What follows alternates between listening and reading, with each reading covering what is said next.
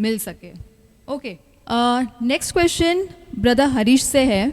Okay. और वो जानना चाहते हैं कि कैथोलिक और पेंटेकोस्टल क्या होता है, मतलब वो जानना चाहते हैं कि आप अगर थोड़ा एक्सप्लेन कर सके ये डिनोमिनेशंस क्या होता है। Okay. और ना वो क्या प्रोसेस या प्रोसीजर्स करते हैं और हमारे और उनमें क्या डिफरेंस है। ओके, इनका नाम क्या है? हरीश। हरीश जी, आपका फिर से स्वागत है। हरीश जी, डैनियल राजे का आवाज़ में एपिसोड नंबर 3 में मैं चाहता हूँ कि एक वचन पढ़ेंगे आप। आपके सामने बाइबल रखा हुआ है, मैं चाहता हूँ कि उसको आप पढ़ें।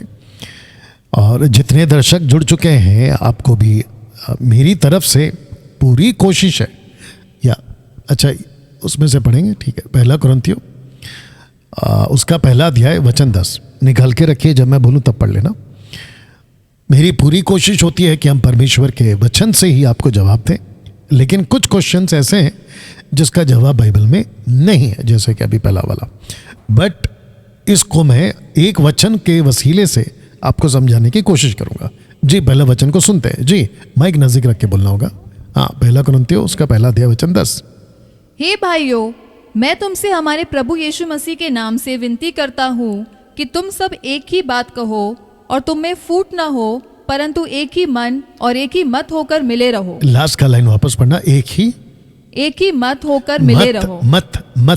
मत को अगर आप इंग्लिश में चेक कर सको, KJV वर्जन अगर होगा तो अच्छा होगा। बाकी आवाज सब ठीक जा रही है ना, फेसबुक और यूट्यूब पे। Now I beseech you, brethren. Last line. But that ye be perfectly joined together in the same mind and in the same judgment. अच्छा, सेम माइंड। ओके।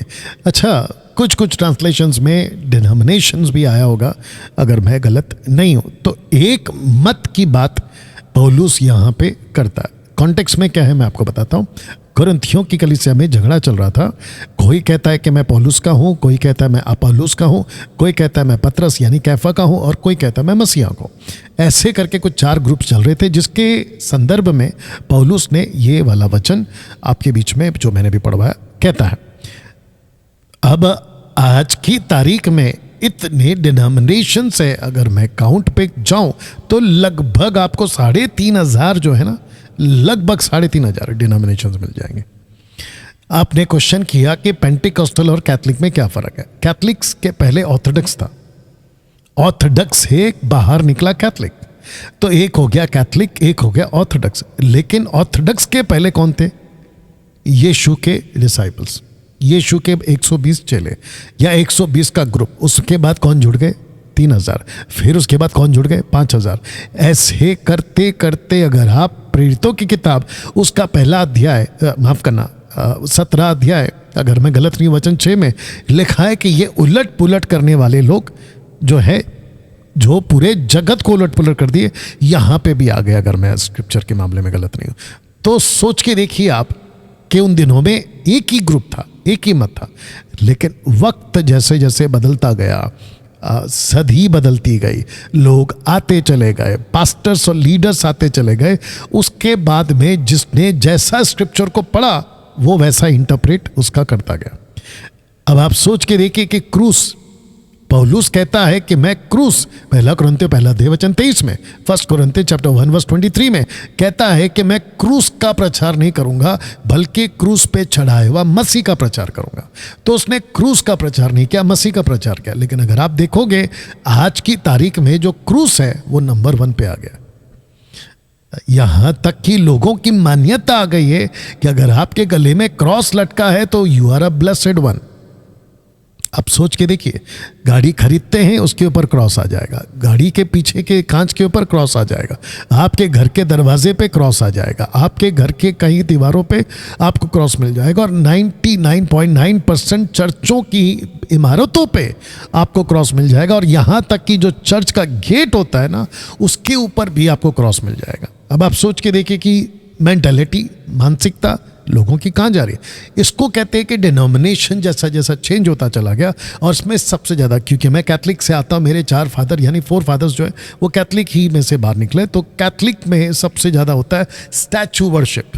वो चाहे जीसस की हो, वो चाहे मरियम की हो, संतों की हो, रोजरी हो, फोटोज़ हो, स्टैचूज बनाना हो, ये सारी चीज़ें चलती है। माथा टेकना, ये सब कुछ चलता है। लेकिन जब पेंटिकॉस्टल मूवमेंट स्टार्ट हुआ, प्रोटेस्टेंट जब आई, रिफॉर्मेशन जब आया मार्टिन लूथर के थ्रू 15th सेंचुरी में, उसके बाद में ग्रुप्स तैयार होते चले गए। प्रोटेस्टेंट ये जो शब्द है ये लाया मार्टिन लूथर ने। उसके बाद में जितने भी ग्रुप्स आए तो सबसे ज़्यादा जो फैला वो है आपका पेंटिकॉस्टल। पेंटिकॉस्टल को मैं टोटल क्लीन चिट नहीं दे सकता कि ये बिल्कुल सही है, सीधा स्टेटमेंट है, डंकी की चोट पे बोल रहा हूँ, क्योंकि पेंटिकॉस्टल के बहुत सारे एक्टिविटीज़ स्क्रिप्चर के बाहर है। सोच के देखिए, स्क्रिप्चर के बाहर है।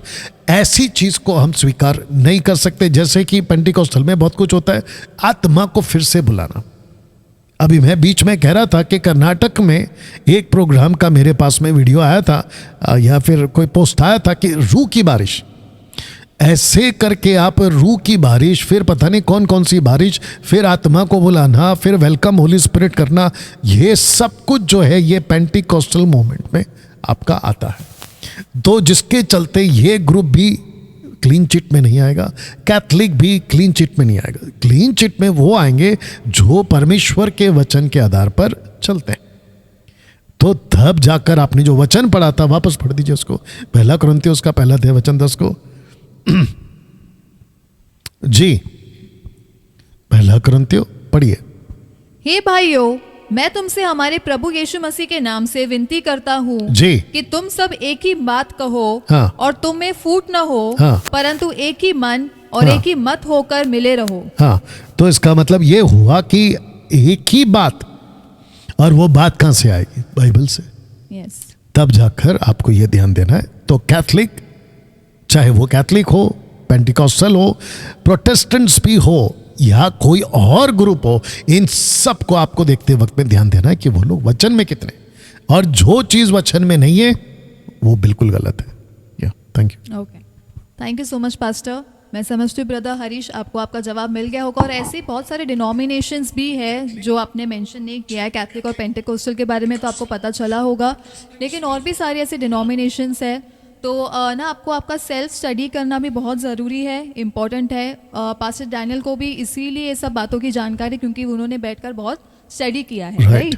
तो मैं रिक्वेस्ट करूँगी कि आप भी स्टडी करें, आप भी जानकारी लें और आप भी खुद बैठे बाइबल पढ़े, तो आपको भी इन चीज़ों का क्लैरिटी जो है परमेश्वर जो है आपको देगा। पास्टर हम नेक्स्ट